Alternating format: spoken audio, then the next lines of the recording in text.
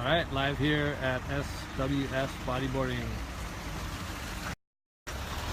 And we're gonna walk in here to the promo and it should be pretty cool. All right, I'm gonna get Ricardo to follow me in here. All right.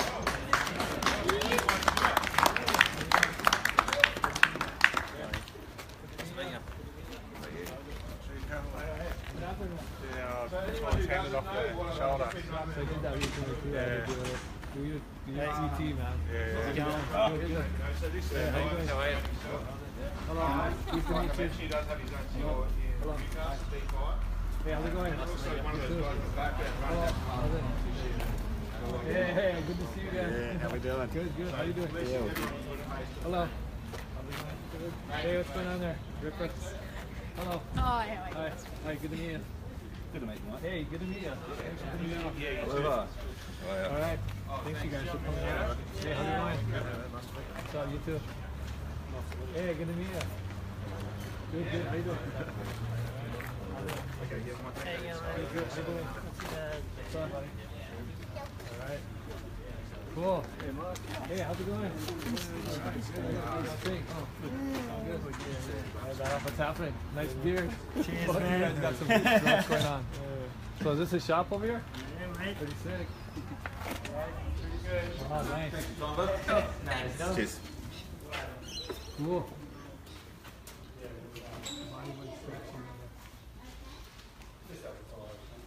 Nice. So guys, just look at that camera, it's flying around, so that's out live now. Pardon me. So, you know, I think we'll go through the question time. I guess we'll do that first, then we can get into signing things after that. So, we don't have to put our hand up, I guess we can just shout out any questions. If you guys have any questions or thoughts about anything, Yep. yeah, if you guys want to come in closer, you can. Just kind of be respectful of who was here before you, so that there's some order, you know, into when you arrive, so that Yeah. you guys are welcome to stay as long as you want. If you gotta leave early, then maybe just make your way forward and I'll try to sign or engage, whatever. But yeah, if you guys have any questions or want to know about anything in the world of wave riding or bodyboarding. So we were talking about leading up to my coming this morning. You know, I got here a little bit early, and we're just talking with the crowd about our local club scene and what's been going on there. So I guess my question is, you know, did you have involvement over the years through club, or is that something that you grew up doing? And what club was it? Yeah, there's no in Hawaii we didn't have clubs. So this is actually a pretty neat organization that you guys can really take advantage of. You know, it's to have a little collective put together that you guys can share ideas and you know, stories and techniques and so many things. You know, like the strength of one person is great, but the strength of a number of people working together is so much greater. So there's that opportunity that you guys have here as clubs. So I would encourage everybody to enter their, you know, support their local clubs and tell people around you and get more people into it, because I think the more stronger the clubs become, the more you become, you know, the more strong you become individually. So yeah, I've never had clubs, but I certainly admire it, you know. So yeah, anyway, that's my take on the clubs. See some classic old boards here. This Procom. This is actually the first board that had these graduated channels. So the channels on this board, the entry point is pretty smooth going in, and up until that point, they were pretty. That ridge you see on the inner part of the channel is actually the whole length of the top of the entry as well. So that kind of created this was a pretty neat breakthrough. We had to make a mold to make that shape because it's really hard to form without a CNC machine, which they use now. But yeah, it's great to see some old boards here. Cool. You guys got any questions or? What age did you start getting serious about bodyboarding? I guess I was about your age. How old are you? About 13, 14? Yeah, I was about your age actually, and I started getting really into it. I moved to the Big Island when I was about 16, and there was not really much going on there. Like there was no contest or anything like that, and so I didn't start competing until I was 18. I had to fly to another island to compete. So when I was your age, I was just super into it, and that's when the hook got me and didn't let go. So, but that was when I was serious. I actually started riding when I was quite young, but just kind of not really that often. And so I think the benefit of kind of competing later, like I didn't, most kids your age they're either doing club comps here or they're doing contests and stuff. I didn't do that. I wasn't able to. I didn't have that opportunity.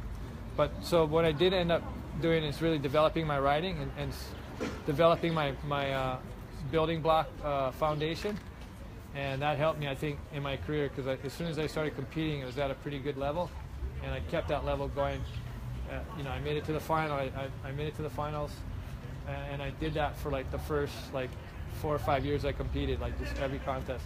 So it was really good to get that foundation going, So those early years you're talking about, were you surfing solo, or did you have a crew around that we might know of? Or? Both. I used to surf a lot by myself.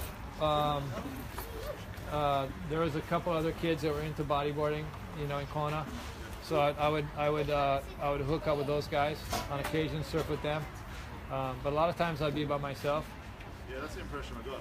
Yeah. Mags and that. Yeah, and I think it's great. It's a personal experience, of course, riding waves. I mean, you're not riding waves for someone else's enjoyment, but it's great if you can share it with friends, and that's something that I think is really pretty cool. And you share information at the same time. As I was mentioning before about clubs, it's a great opportunity for everyone to get together and share information and download information and upload information between each other, and that's how everyone gets better. The whole group usually benefits from that involvement. So surfing alone, you really got to use the power of your imagination and be focused on what you're doing, and that kind of worked for me. I've always kind of been like that when I was young. More kind of like a loner type, I guess, super young. Yeah. There was always the Stewart Severson rivalry in the mags. Was that the biggest rivalry for you? It was definitely a huge rivalry for the first part of my career, and then as time goes on, there's other riders that anytime that there's two people going for the same thing, there's gonna be a battle. So that's good. That's all positive. That's what makes everyone stronger. I think is that competitive spirit, or it made me a lot stronger. So yeah. How did you get? I wanted to know about you've stayed competitive as you've gotten older. You've obviously done a lot of a thought and practice in your health and in your fitness. Yep. What are some of the things that you do? Yeah, there's you guys can, if you want to get into, there's probably one book I would recommend from Paul Chek. It's called How to Eat, Move, and Be Healthy. And that's got a pretty good, it's almost like a manual for your body. But I think the first thing you do is you make a decision of what it is that you want to do, like a goal. And for me, when I was about 40, I ended up making a decision that I wanted to continue to be active and continue to progress and surf at a high level. And so up to that point, I had done some physical fitness, but not really focused and not really high level. And I thought I was eating pretty good. And once I went to a really good trainer, I realized that I was pretty far off track. So that was the first step I did. So I went to this guy, Paul Chek, And basically he gave me a program where I kind of followed a really specific diet. What kind of diet? It's called a metabolic typing diet. Yeah. And I think now there's even some better ones, but this is basically takes all the information about you, you know, your blood type, your, you know, what kind of ethnicity you are, you know, what foods are working for you, which ones aren't. And then, you know, what you can do, what you all can do is just kind of, if you try to become a little bit more sensitive to your diet and just see how you feel like 20 minutes after you eat. And just take note of that. You know, if sometimes you'll eat something and you might have some energy, but then that energy will collapse, and then you might go into a feeling where you're not feeling really good. And so, you know, that's kind of like a sugar spike, or it could, you know, it could be a sugar spike. So you get just, if you just pay attention to what you eat and how you feel, that's a good way to self-monitor your diet. And as long as I think you're trying to eat pretty balanced foods and healthy foods, you'll probably generally feel pretty good about how, you know, your energy level, not just your energy level, but your moods too. Like your moods are really greatly affected by your diet. So diet was a big part of it. When I first started, I went on it's called an antifungal, antimicrobial diet, which is basically you get rid of all the sugars. You know, sugars, if you look in your cupboards today, you'll go in there and you'll probably find 90% of the stuff that's in your cupboards has a ton of sugar in it. You know, and sugar's in everything, and the reason why is because it's the most addicting thing there is. And food companies know this, and so they put it in everything because they know you'll eat it because it tastes good. So once you kind of get hooked on this sugar, you know, it's hard to break that. So if you go no sugar for like 2 or 3 months, cut out the sugar, cut out fruits, and then high glycemic foods like foods below earth vegetables. Those are all high glycemic foods.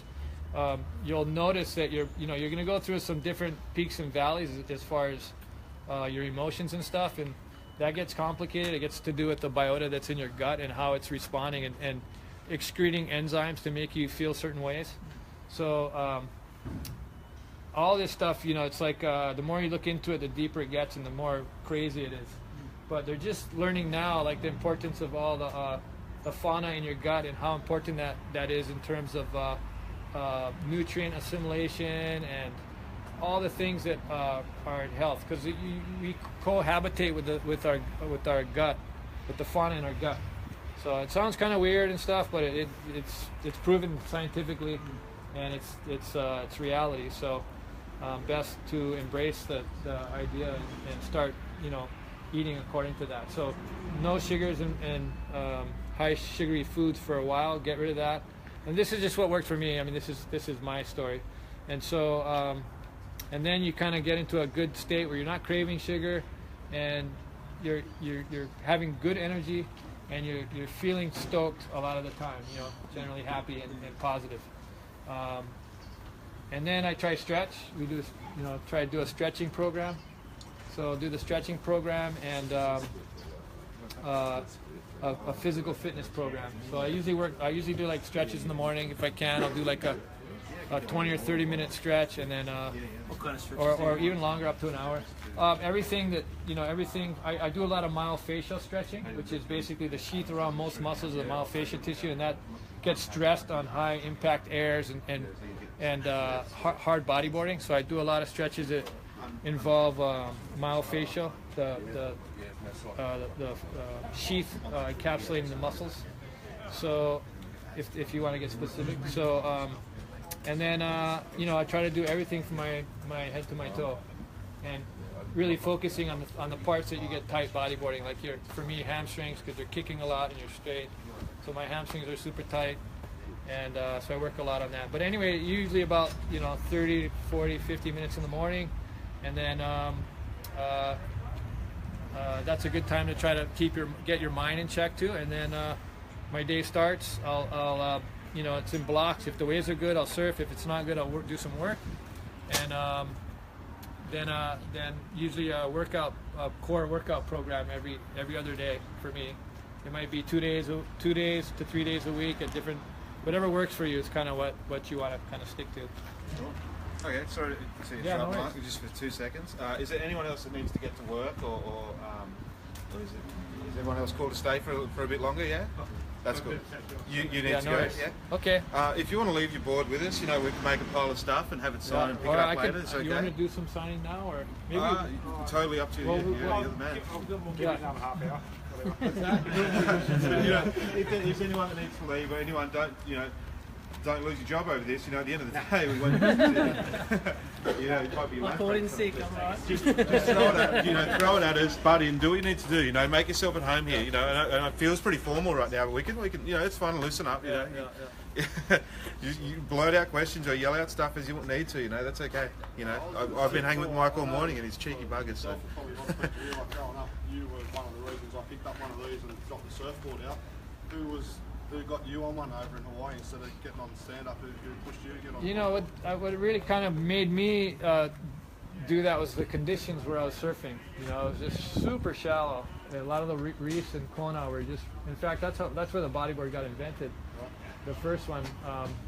So just a really shallow surf. You know, so shallow that it probably knocked the skags off. And you know, small little waves that were compact that just worked really good for bodyboarding. It's something I was already into. It was easy when I was his age. I got into it. It's easy access into the ocean, easy way to learn, and I stuck with it. And as I got into heavier, slabbier little waves, it just was the right. Yeah. So that's kind of what got me more into it. So it's more the craft rather than a bit of company. Yeah, more of the conditions I wanted to surf and the appropriate craft for those conditions, which is the bodyboard. Yeah. Yep. You want me to sign something, or are you the one heading out? No, I've got plenty of time, mate. Oh, it's you. You're the one. No, Okay. that's all right. He's already gone. Oh, okay. Only after a while. All right. Okay. So you still body surf See ya. as well? Do I body surf? Yeah, I body surf a lot actually. I still compete body surfing, and actually my body surfing record now is way better than my bodyboarding. So. Do you find there's a bit of crossover between body surfing and bodyboarding as far as like skills or technique or? Yeah, totally. You know, everyone has their little hang-ups as far as like their biases, right? So longboarders, hey, you know, they might have a bias towards shortboarders or bodyboarders, and surfers on a stand-up, they might have a bias about bodyboarding and longboarders or something. But so I always joke to the body surfers who have a bias towards floating things. Sometimes I just say like the bodyboard's the perfect training wheel for body surfing, because it's very similar to body surfing in a lot of ways. It's basically just a faster planing surface. So it's like body surfing. You are controlling the shape of the board. Body surfing, you're controlling the shape of your planing surface, which is your body, and there's a lot of parallels. And yeah, there's you know, most of the good bodyboarders are really good body surfers, and so that really helps. You know, the things that I learned bodyboarding, I applied to body surfing, and I got a successful run at it as a result of that. Does it go the other way? I think it could go the other way. If you're body surfing, you might want to try to get on a bodyboard and see what the speed's like to go faster, and use what you can do with that added speed. So yeah, I think it goes both ways. Probably easier for a bodyboarder to go to body surfing because I don't know. It just seems it might be a little bit more challenging to. Well, I think body surfing is a more difficult. It's more difficult to successfully ride a good wave to get the speed and stuff, but it's hard to do high-level maneuvers on a bodyboard. You were saying about bias between body surfers and bodyboarders and surfers and that. Did you cop a lot of that when you Oh were yeah, really young? so much of it. Oh You yeah. still cop it as a... Yeah, I mean not as much now. So I know it's alive and strong down here still. I don't know about anything Yeah, else. it is. You know what? It's just human nature to some degree. You know, like people are always like if it's our you know there's always these rivalries, right? I mean, look at state of origin, right? You got New South Wales, Queensland, you know, but you guys are all Aussies, right? So if there was a war that broke out, you'd be stoked to be on the battlefield ground with another Aussie, but there's still that bias, right? You know, and then there's the Sharkies, and then whatever the club is here, you know. So and then there's this school and that school and these guys and that. So it's just kind of human nature to kind of gravitate to what your tribe is, I guess. And so it's understanding that it is kind of human nature, and that you know, it's kind of a little bit of a, you know, maybe there's some function in it, like from a survival point of view overall, but just to understand that and understand that it's a psychological issue, I think it kind of help. And that, hey, whatever, you know, I'm not riding for your benefit, I'm riding for my benefit. You know, if you have a problem with it, that's your problem, not mine.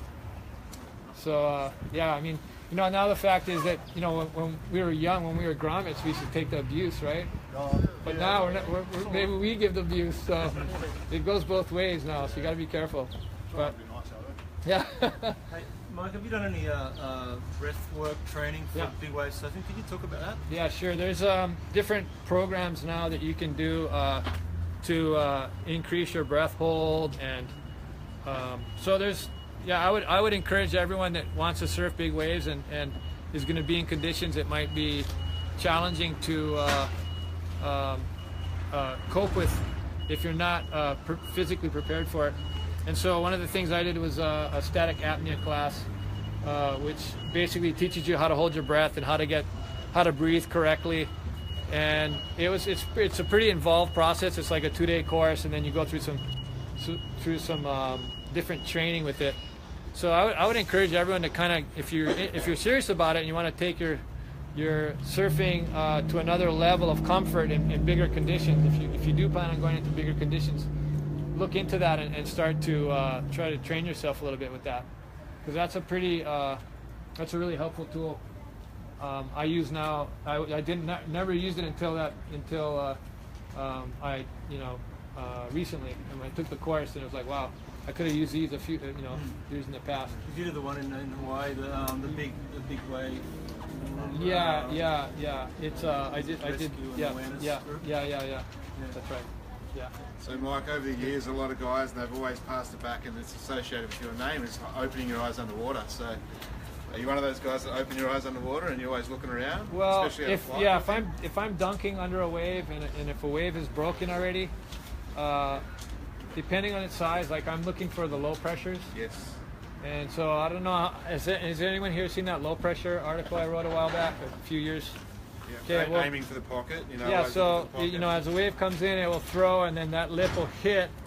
It'll impact the wave surface, and then it will explode up and make a bubble. And so you're looking for those where the high pressures are, where the low pressures are. Yeah. So look online for the low pressure article. It's on there, and you guys, it's a pretty good graphic I made that just shows you kind of some ideas on what's happening with the wave and how it breaks. And so I'm constantly looking for those. You know, if it's no matter what, as long as the waves can throttle you and give you a good ragdoll, I'm always looking at, and that can be a wave this big. So I'm always looking for that low pressure. So try to read that article and learn about it and start looking for it in the lineup and looking for it in the waves, because that makes a huge difference actually. Well, if you can't get out the back, then you're not right the way it's in. Yeah. What would you say the biggest wave you've paddled into? The biggest wave I've paddled into? Probably an outer reef on the North Shore. And I don't know, 25, 20, somewhere around there, 20, 25 feet. Did it barrel? No, that's Hawaiian foot. Well, I don't know, hopefully the same. You guys have big feet down here, so I don't know. Hey Mike, this is pretty much the young crew from down here. Yeah, sick. I see all these guys shredding it a lot of the times. I mean, they're all sort of in their teenage years. When you're in your teenage years, was there a time where you were like, okay, how can I really step it up and be in front of everyone else? So how can I stand out amongst this crew? Like, what would you tell these guys? Yeah, so that's a great question, John. Yeah, there's a number of things you can do. I mean, if you're focusing in on your wave riding and you wanna get to the highest level you can, you got to think of creative ways to have some creative differences. You know, like within the guidelines of riding a certain high level technique with good style, you want to be thinking about new ways to ride it, like new maneuvers you can do, I guess just new maneuvers and new ways to do maneuvers, new techniques. Like for me, I was constantly thinking of different ways that I could do that, and that'll kind of set you aside and make your own mark. You'll put your own mark on it. So that's a pretty own your own style sort of thing. Yeah, kind of owning your own style and even your own moves possibly. You know, if you come up with something that's really cool, people will just do it. Like if you do something that looks rad and it's functional and there's some sort of benefit to it, and it might just be something you don't expect, people will adopt that quickly, and and then it's like they'll look to you as the guy that is leading that charge, you know. Wollongong bodyboarder, there you go. How do you go about with pecking order as such? Like obviously the bodyboarding community will know who you are in this respective own, but like through the 90s, guys like Johnny Boy Gomes and those sort of hardcore guys, you know, the Huey's Wolfpack, how do they sort of treat you in the water, or you just sort of... No, I mean, I knew, I think for me, like early days, like, you know, I went through, it took me 5 or 6 years at least of being at pipe every day in the lineup to kind of make a dent in that. Because back then there's only a couple bodyboarders. And so I didn't, you know, it took me a long time to get any sort of respect, I guess, or priority in the lineup, you know. Those guys are always going to get priority. Like back in then, it was a different era. Like the guys the heaviest guys that come out, they're the ones that pretty much get priority.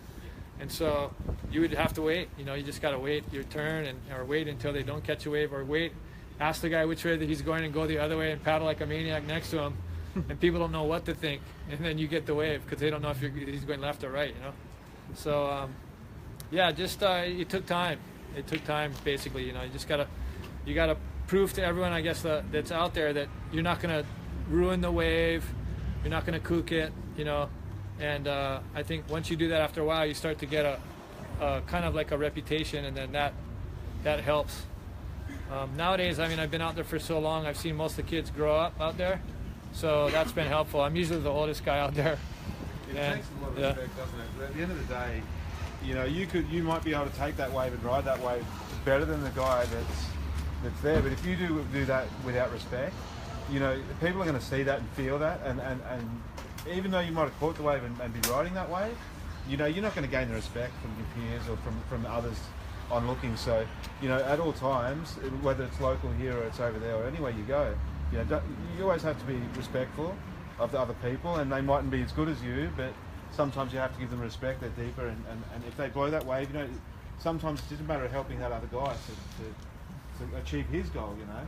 So that way you're more so working together. And I think that pressure's been taken off bodyboarding quite a lot. Yeah, and that's totally. why bodyboarding and surfing mix together so well now, because everybody's respecting each other. Yeah, more so than ever in the past. Yeah. Probably. Yeah. And they take that out of the water too. You know, they might see each other down getting a coffee later and have that respect and resilience, I guess, for each other, which is, and we're seeing it between different countries, different I guess, demographics. So yeah, I think that the amount of respect that's around right now is amazing, and I think that we should just keep trying to push on that. I agree. Well said. Just on what Scotty said in relation to obviously encouraging the young fellas coming up in the surf these days. I think one of the best quotes I've heard you say, obviously in a bodyboarding movie, is smaller waves are a natural emphasis on style. Now you obviously hear everyone wants to go out, get the shot, ride the big waves, but anyone can really go out and pull into a barrel.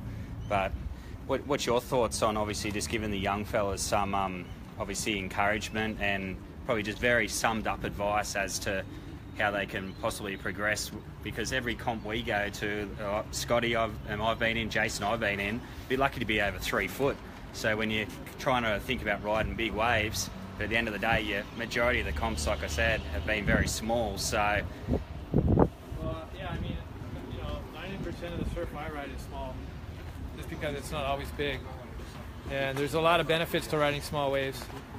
Your timing, for one, is like one thing for sure that you know, you got to be a lot faster, and it's more aerobic. It's more of an aerobic activity in smaller waves.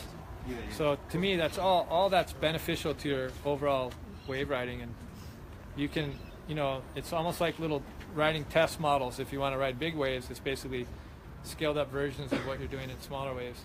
So yes, I mean, to me, small wave surfing is like, hey, I don't care how big it is. If it's rideable, I'm going to surf it. You know, I'll go out in 1 foot waves and have fun, or I'll go out as big as it gets, and I can handle it, and I'll go have fun. or sometimes I'll be terrified, but I'll have fun at moments. So yeah, I mean, I think you just have an open mind about it, and I don't have any hang-ups. Like, I know that I can have fun, and it can be beneficial to ride any wave. So I think if you do that, you're gonna show up, and the same holds true with even equipment. You know, it doesn't necessarily have to be a draining slab to go bodyboard. I can have fun on not as hollow waves, or same holds true with equipment. Like, you don't necessarily have to ride a bodyboard. You can go out on a longboard. You can body surf. I ride the bodyboard because it's a real diverse kind of conditions you can ride it in. The same reasons why you guys, it's so much fun, and you can ride it and everything. So and it's particularly well suited to hollow surf, which is kind of my favorite types of waves. What about mindset in competition? Like when you're starting up, and even ongoing in comps, like the mindset game can be a bit of a trip, I guess, to kind of come to terms with. Yeah. Do you have any advice on that? Yeah, the mental game. I mean, it's kind of cool because what's happening is you're being challenged, and you need to learn how to work through those challenges. And at the end of the day, your life isn't at stake. You can compete like it is, but it isn't. So you don't have to stress about it too much. When the crunch time comes is like when world titles are on the line, and you're like, oh, I need a result. But once you start thinking too much about needing something, and not actually thinking about what you need to do and doing it, that's when you start getting off course. So just take a step back. If you're stressed out about things, take a step back, rethink the situation, and just surf. So yeah, the mind game is a really interesting aspect of it, and I could talk at length about different aspects of it, but general idea is you want to be concentrating on action rather than thinking about actions. Like, concentrate on what you got to do and what you're doing versus what would happen if, or if this went wrong, or if that happened, or if this happened. Things that you don't have control over. You don't waste your energy. Yeah. Got a question online. Yeah. Some riders tend to favor riding just one direction. Oh, one direction, yeah. So what That's are cool. your tips on that? Yeah, good. So some riders like to ride, and they prefer certain moves in certain directions, my thought is you always want to be working on the things that you have the difficulty with, so that if you do plan on competing, those are really gonna be apparent. And it's you'll be lucky if it works in your favor for an event. Like, say if you only can go right and it's all right wave, of course that's going to work to your benefit. But once you move to the situation where you got to go left, or you can't ride a small wave, or you can't ride a big wave, that's all going to become real apparent. So all your strengths, all your weaknesses are the things that really are highlighted in competition. And you want to always try to work on the things. I mean, if you're looking at trying to improve your overall riding, you really want to work on the things that you're least comfortable doing, and just feel more comfortable with them. And that way, no matter what, you'll be able to have a decent session and have fun at it. Whether it's trying to do airs or turns or whatever. Whatever it is that you have a problem with, in whatever direction it is, you should be focusing on that probably as a focal point for practice. Yeah. Having said that, been one maneuver in particular that you've taken a bit longer to master? Yeah, it took me a long time to start mastering flips. My riding was so based on turns and staying based on my board that I started doing airs and stuff, but then to actually go over it was really uncomfortable for me, because I did that for so long. So that's kind of a trap too. Like, if you just have one mindset of riding one thing or doing one type of maneuver, you lose so much of the other stuff. So you really want to try to be, versatile. Try everything.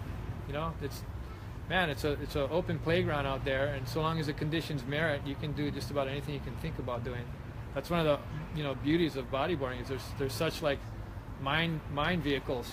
They just it's like something that you can get on and kind of do what you're thinking of doing, or at least try it. So I mean, and that's how a lot of really interesting new moves were developed over the years. You know, people trying to do certain things, and then something different would happen, and that would be a new thing. So that's kind of how development works. What's your favorite wave? My favorite wave is probably pipeline. Yeah, just because it's so diverse. You can ride it at 2 feet or 15 feet. There's good barrels, there's good ramps, there's lefts, there's rights. The crowd is not my favorite, but I mean, the people out there actually I get along with, but just the fact that there's so many, and that can be super intense and not as much fun, you know. But once you get on a wave, and you know, all that stuff peels back, and you don't even think of who's in the lineup. All you're thinking about is the wave and the experience you're having, and if you get a big keg, it's pretty gratifying. Paul is asking. Sorry. Paul is asking here, what's your favorite wave in the area here? Oh, in the area here. I had good with Cowries. Is that the spot here? I had fun waves there. Red Sands is really fun. Those I probably maybe Red Sands. I guess in this area right here, Cowries. Mystics is fun. Yeah. I heard someone said you made a comparison between Mystics and Pipe in like mid-90s or early 90s. Someone said that. Yeah, maybe Eukai, which is down the beach. Maybe yeah. So that's a beach break that's down more, and sometimes that has a kind of a wedge. But yeah, they're pretty different actually. One's a wedge and one's just a straight reef. Yeah. Any thoughts on drop knee for the future? For me? Or for you? Or yeah, for I mean, if you want comic relief, I'll drop knee. I'm not a very good drop knee rider. But I have fun with it. Sometimes I'll do it. But what about generally, like? Well, there's actually a pretty big movement right now in drop knee, and they have we have a tour in Hawaii, and the drop knee guys they're really into it. Yeah. So you know, and it's whatever, you know, whatever it you know, there's no rules to this sport. You know, that's Tom Boyle, I think. He said there's no rules. So it's cool. You can do whatever you want on this thing as long as you're having fun on it. It works. So whether it's drop knee, stand up, kneeling, whatever, sitting, you know, whatever works for you. So I'm not a very good rider drop knee. I'd rather just ride. I'm still trying to figure everything out prone. So but I'll get up on the knee on a rare occasion. Yeah. And is there strong support in the tour, in the larger tour, for more drop knee events? Yeah, there's a lot of guys like I said in Hawaii that are like super into it. There's actually there's like 3 events. We're running just I think it's the first time we're doing just a pro. Well, last year we did it with Jack Lindholm. It's like a DK event just for drop knee. So it's actually at Makapu. I mean, we have drop knee divisions at Pipe, which was cool, but so we're running the Pipe, the Makapu event, which is DK, and then there's an event in Sintra, and that'll make up the world title this year. So that's pretty cool. That's a good thing for the drop knee guys. So Mike, we've got Channel 9 News here just to do an interview, so if we can steal you away for just 2 seconds while we organise a line and get some guys ready to sign some gear. Is that okay? Awesome. Yeah. So is that everyone knows the drill? So basically, we'll start to run a line, and we'll get a bit of priority. If there's someone that really needs to go, we'll get them more towards the front because we might be needing to get back to work. While Mike just does a quick interview off to the side, and then we'll be back to it. You know, yeah, if you guys have any more questions or any more thoughts, you know, when you come up. Well, that's the thing. We can do this again straight after we sign some gear, but this is just, you know, this will break it up a little bit. You end up with sunstroke. We're staying here all day. No, I'm okay. I got my hat. Yeah. These guys are worried about. That's right. So yeah, thanks guys. Yeah, thanks. Yeah, cool. Thanks. Hi, Jeff. How you going? So guys, what we might do is just get the line going that way since it's more space going.